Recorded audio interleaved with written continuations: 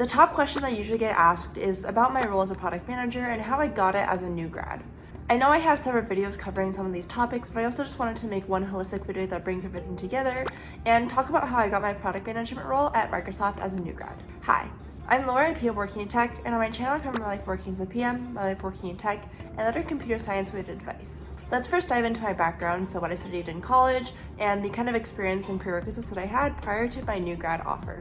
I started out college as a computer science major with zero understanding of the technicalities, zero knowledge of what coding was, and almost zero interest in the actual computer science and coding part of the program. Originally, when I was applying for colleges, my plan was to go into economics and find a career in investment banking, but a quick 10-minute search kind of turned me off with the whole investment banking lifestyle, and it just wasn't really the right thing for me.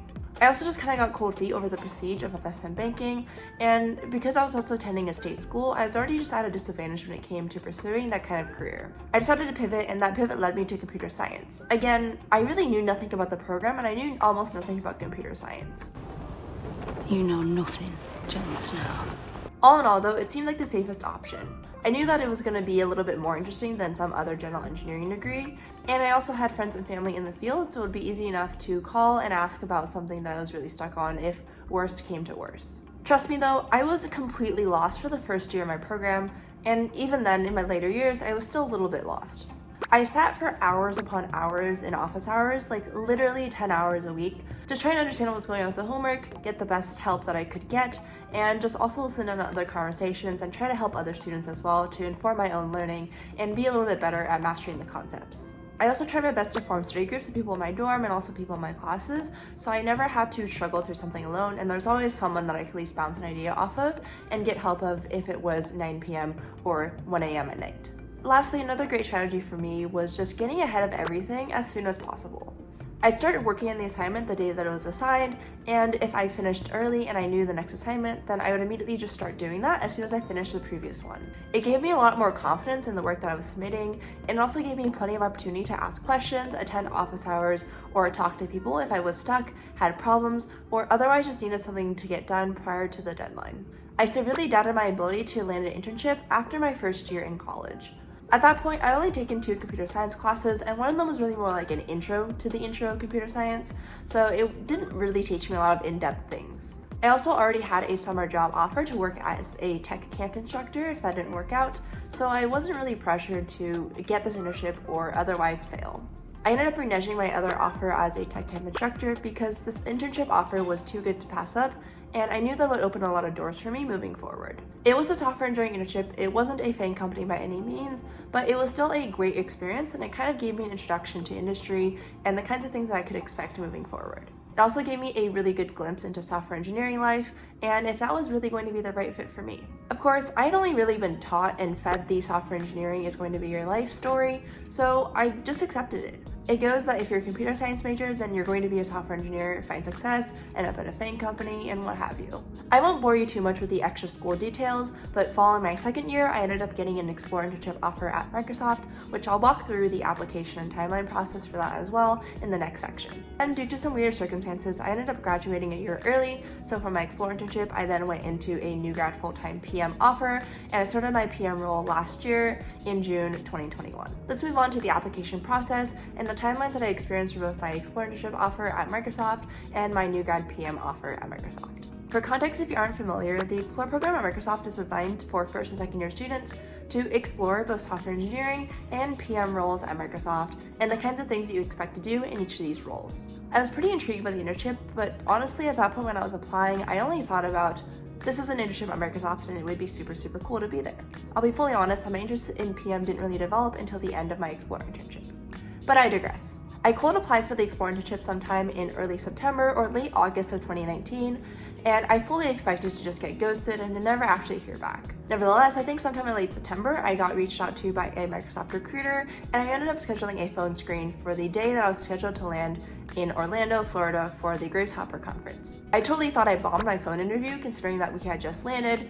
I was in a room with 3 other people. We were all unpacking and trying to get ready for the first day of registration, and there was just a lot of chaos. I was pretty unprepared and scrambled, and it was just not a good setup. I think just a few hours later though, after my interview, I got an email saying, hey, we'd like to schedule a final round interview with you and fly you out to the Redmond, Washington campus. I think part of the reason why I heard back so quickly was because I did mention I was at Grace Hopper and that there was a lot of opportunity for me to secure an offer immediately at the end of the conference rather than trying to wait for scheduling this final round interview with Microsoft instead. To my dismay though, when I first tried to sign up for a final round slot, there were actually none left. I kept checking though, and a few days or a week later, I ended up securing a spot for a final round interview the week before Thanksgiving on campus. So faithful me flew out to Seattle, went through the interview process, and I think I waited around 3 weeks before I finally heard back that I had gotten an offer from Microsoft and I was going to be accepted for the Explore Internship program. It was pretty surreal because I honestly thought I bombed all of my interviews, so again, just don't expect anything. So that was that with the Explore Internship application process. If you want a deeper dive on my Explore Internship experience, I have a separate video detailing that, and I'll link it in the cards and in the description box down below.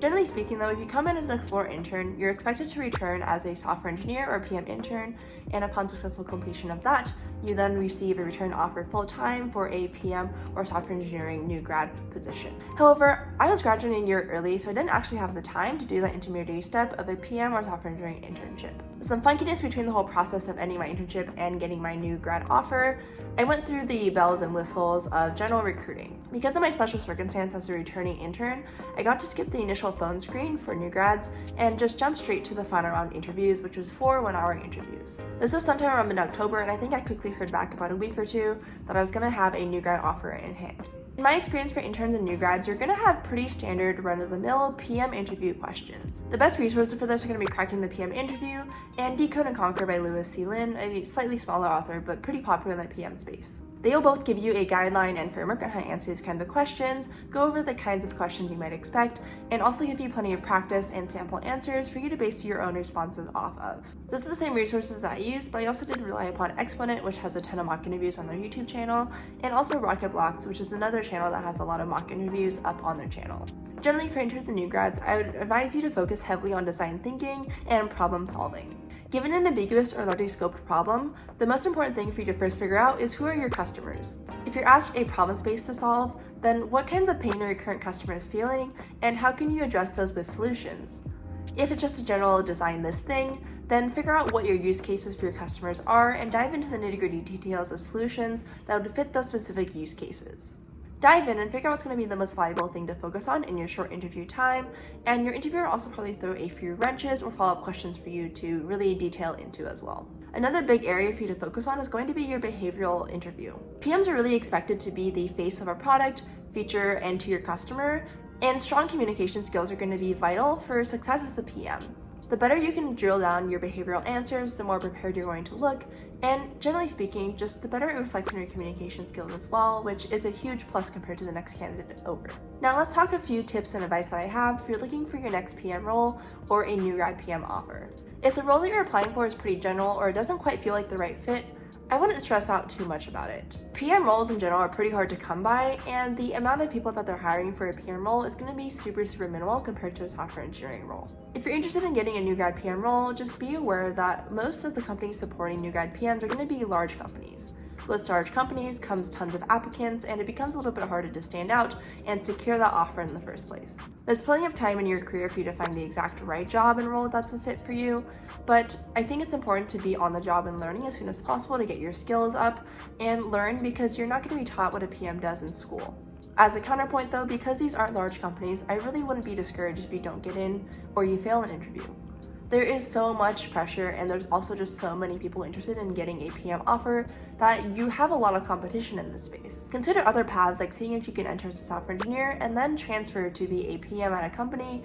Having that software engineering background can also be a good way to distinguish yourself from other PM candidates and set yourself up with a lot of good knowledge on how to interact with your engineers on your next team as a PM as well. I also want to add that the PM role is pretty undefined. At some companies, the PM may be a product manager. At some companies, the PM may be a project manager. At some companies, the PM may be a program manager, or a mix of all three, or even just a product owner and not necessarily a PM. I think this also pairs well with the previous point that there are different roles and ways to get involved in product without necessarily being a PM that can still build you good skills. But also do be aware that a lot of people are hopping on the PM train now and don't really have a clearly defined expectation of what a PM does. Good things to ask in your interview about what the day-to-day looks like and the kinds of roles that PMs have at that company or team. Another thing that I get asked a decent amount is about finding a niche. For me personally, I'm not 100% guaranteed into my role, but my current niche that I find myself in is going to be security. Another great content creator and PM on YouTube is Colors of Chloe, and she has her niche of creating products for the creator industry, which is something that wouldn't have existed a few years ago. There are plenty of up-and-coming niches that are just now gaining traction or didn't exist in the past that I think is really worthwhile to explore if you are genuinely interested in these areas. It's also a great way to make a name for yourself early on as these fields still get developed, so go out there and explore and see what actually meshes with your interests rather than trying to fit a square into a circle-shaped hole. I also think that when you pursue a niche that you're actually interested in, then work just becomes a lot more fun. At the end of the day, it's still going to be work, it's still going to be stressful and probably tiring and exhausting, but at the end of the day, it's still going to be something that you have a more genuine interest and stake into, and it probably helps you connect a little bit better with your users and customers as well because you share that passion for the overall field or niche that you're working in. That's how I landed my PM role at Microsoft, or another PM 101 video with additional tips and tricks that I wanted to add and share with all of you. I really do want to stress though that the PM role is growing in popularity and there are just not that many spots out there. Please don't get discouraged if you don't land your PM role in the first time around because you can always try again in the future once you have more relevant experience, a better background, what have you. Please let me know if you have any other questions, and feel free to schedule a coffee chat with me at aq.ms/chat with Laura, and join the conversation on my Discord channel, linked in the description box down below. As always, thank you all so much for watching, and I'll see you again next week for a brand new video. Bye!